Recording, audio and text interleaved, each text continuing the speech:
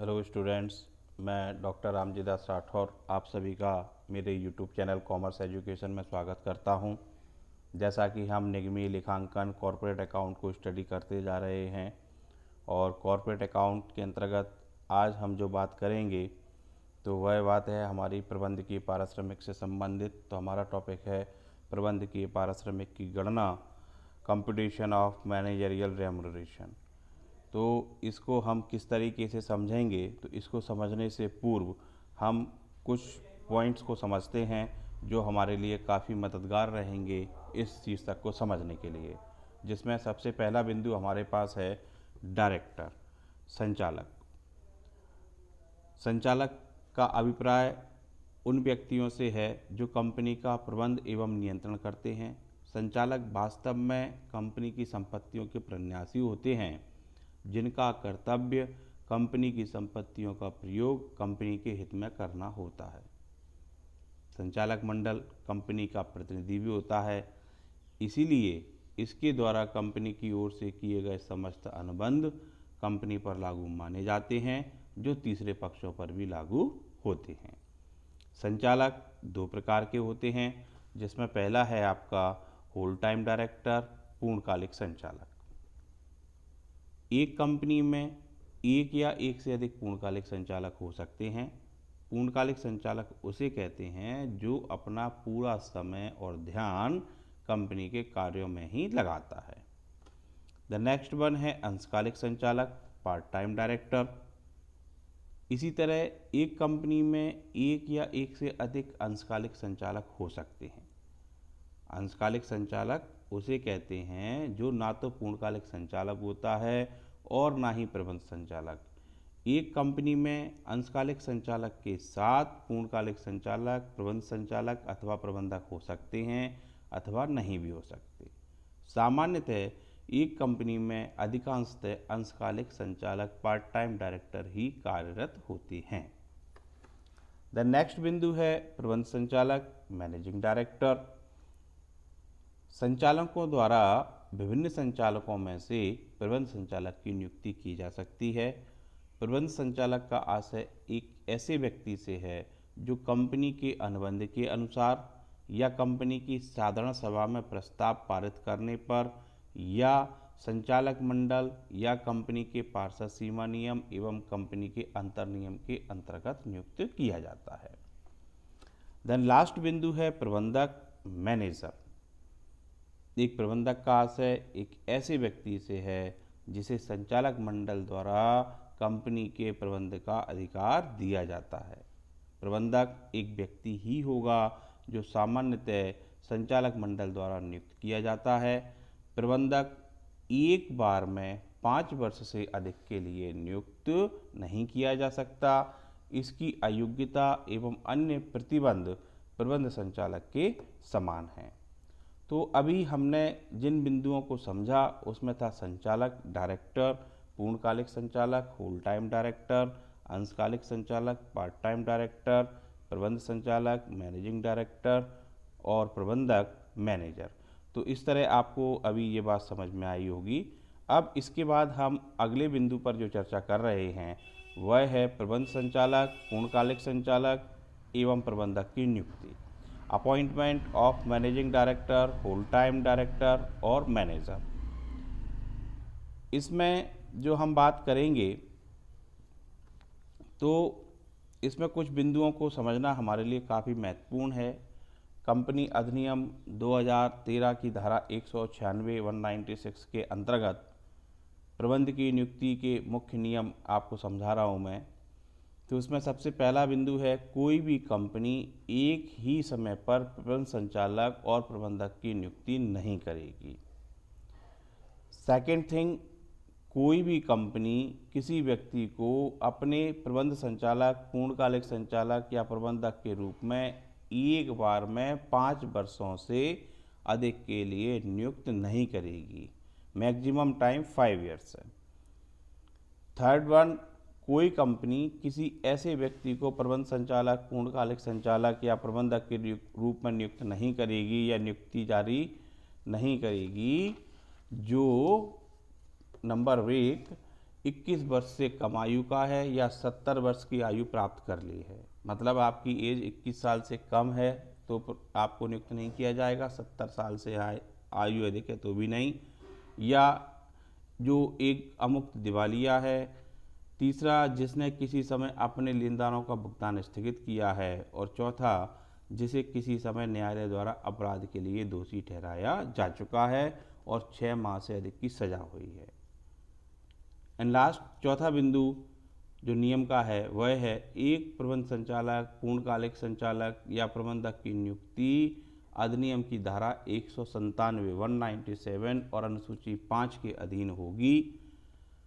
ऐसी नियुक्ति की शर्तें और दशाएं देय पारिश्रमिक को कंपनी के संचालक मंडल द्वारा एक मीटिंग में स्वीकृत किया जाएगा, जो कंपनी की अगली सामान्य सभा में एक प्रस्ताव के द्वारा अनुमोदित करना होगा तथा अनुसूची में निर्दिष्ट दशाओं से अलग कर नियुक्ति की दशा में केंद्र सरकार से अनुमोदन प्राप्त करना होगा।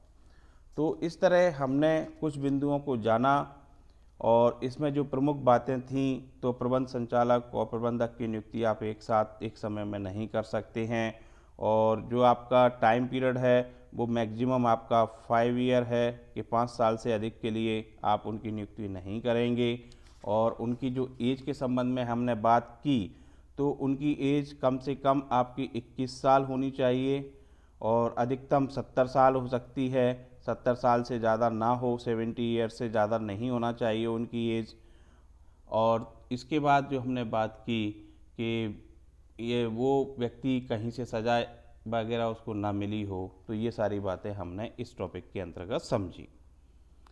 इसके बाद हम बात करते हैं कुछ महत्वपूर्ण बिंदुओं के अंतर्गत ही, और वह बिंदु है अब हमारे लिए प्रबंधकीय पारिश्रमिक मैनेजरियल रेम्युनरेशन।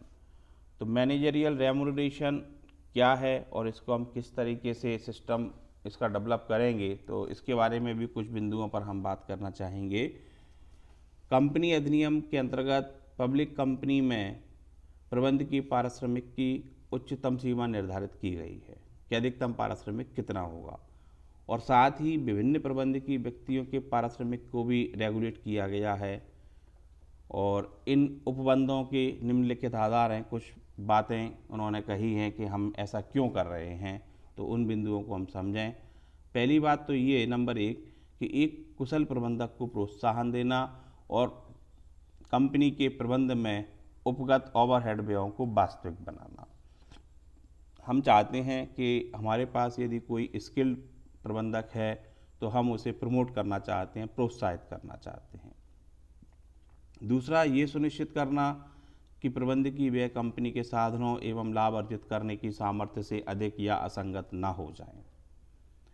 तीसरा, भारतीय संविधान के अंतर्गत उपबंधित नीति निर्देशक तत्वों को अमल में लाना, जो सरकार के ऊपर ये दायित्व सौंपते हैं कि वह अर्थशक्ति के केंद्रीकरण के विरुद्ध आवश्यक कदम उठाए। कंपनी अधिनियम 2013 की धारा 197 द्वारा प्रबंधकीय पारिश्रमिक की अधिकतम और न्यूनतम सीमाएं निर्धारित की गई हैं। संचालकों, पूर्णकालिक संचालकों तथा प्रबंध संचालकों के पारिश्रमिक का निर्धारण कंपनी के अंतर्नियम या साधारण बैठक में सामान्य प्रस्ताव द्वारा किया जाता है। यदि अंतर्नियम में पारिश्रमिक का निर्धारण विशेष प्रस्ताव द्वारा होना है तो इसे विशेष प्रस्ताव द्वारा ही निश्चित किया जाना चाहिए, परंतु यह अधिनियम में निर्धारित सीमा से अधिक नहीं हो सकता।